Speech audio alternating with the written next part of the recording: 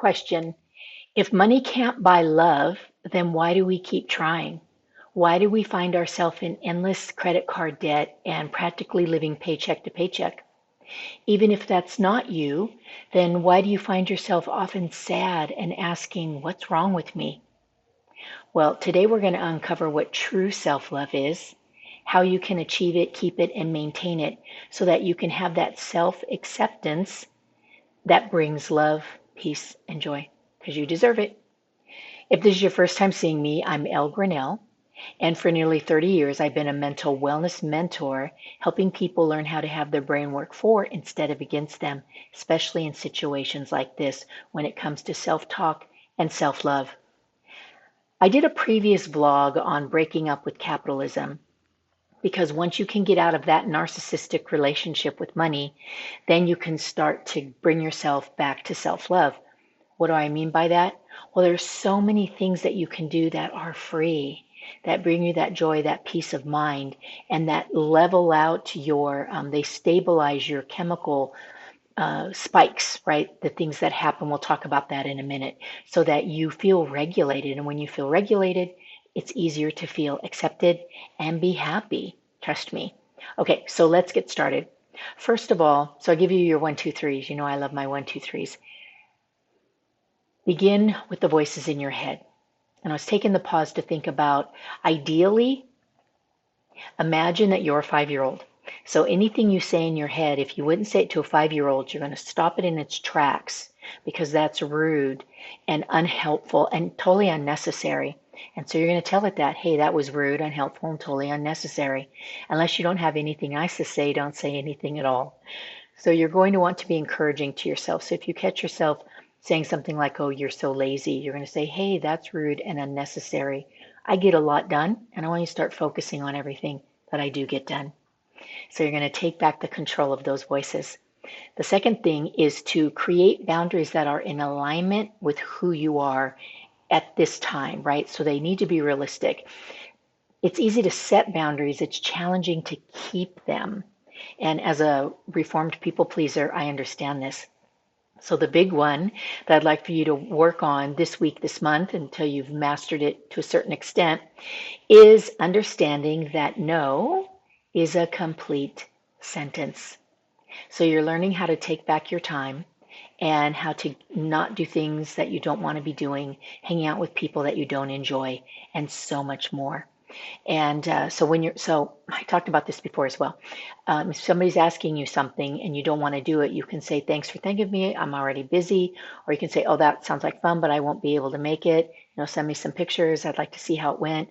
Or maybe I can help you find someone to help you with that. You're going to learn to say no. And then if you still want to be involved, then follow up with those other things that I just shared with you. All right.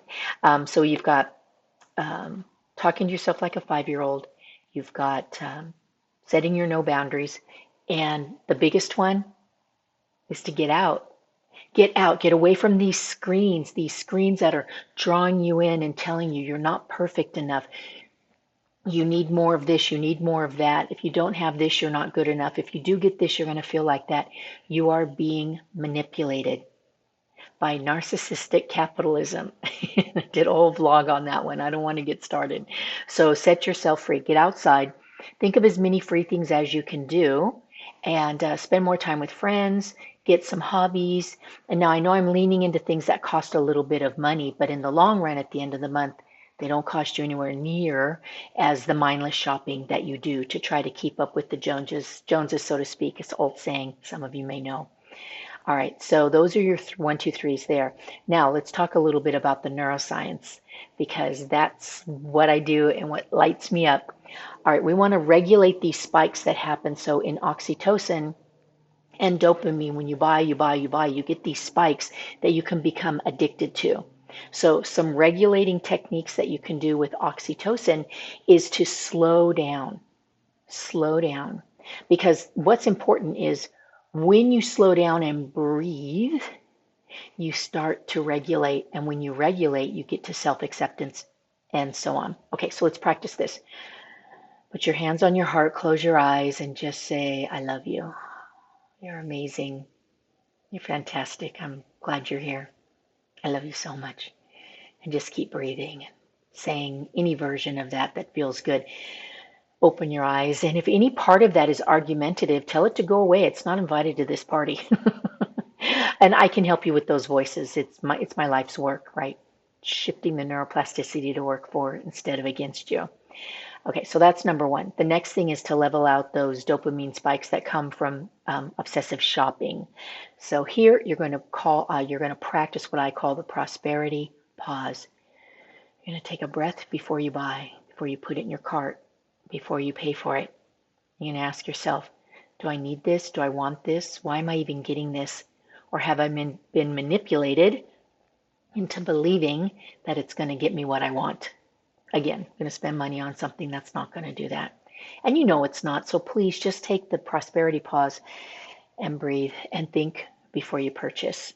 These breaths alone and these thoughts will take back the control that you need and regulate these chemical spikes so that they're not hijacking your system anymore. And then use the power of your mind to imagine. So close your eyes. Imagine yourself doing fun and exciting things. Imagine yourself around people that you like. Imagine your clean house. Imagine your clean car. Whatever it might be, and stay there and allow yourself to feel happy about what all of this brings. Okay, and then open your eyes. Remember, the power of your imagination is crucial. So have it work for instead of against you by imagining what you want instead of what you don't. This will bring you to more self-love. Okay, so this will reduce stress. This will minimize cortisol dumping in. It will help you sleep better at night, and it will help you slow down so that you can be more present, because that's where self-acceptance, joy, peace, and love to be.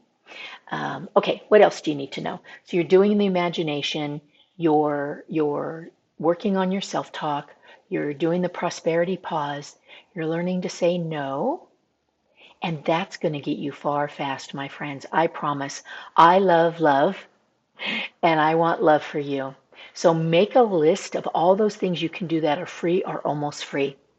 For example, I love walking on the beach at sunset. I love listening to music. I love writing. I love playing pickleball. I like playing trivia. Okay, now those things are starting to get a little bit into money, but very little. What hobbies do you like? You might have to invest in those in the beginning, but then they have a long-term, super happy self-love consistency. You'll see. So you won't be out spending money. You'll be away from the screens, and you'll be doing things that light you up. For example, it's me reading. And remember, like a spa day and a vacation, those things are great and they're spendy. So remember, they're not the only way to bring you love and joy. Make your list of things that are free or really close to free. And here's the important part, put them in your calendar. Schedule time for self-love, so to speak. Okay, I wish you well with that. You know I can help you with that. Hop on my calendar. If you comment the word love below, then I'll reach out to you and I'll send you my calendar and we can spend more time on it. Until I see you again, stay happy, healthy, and harmonious. And remember, I'm so enjoying being on this adventure with you. Bye for now. Maybe.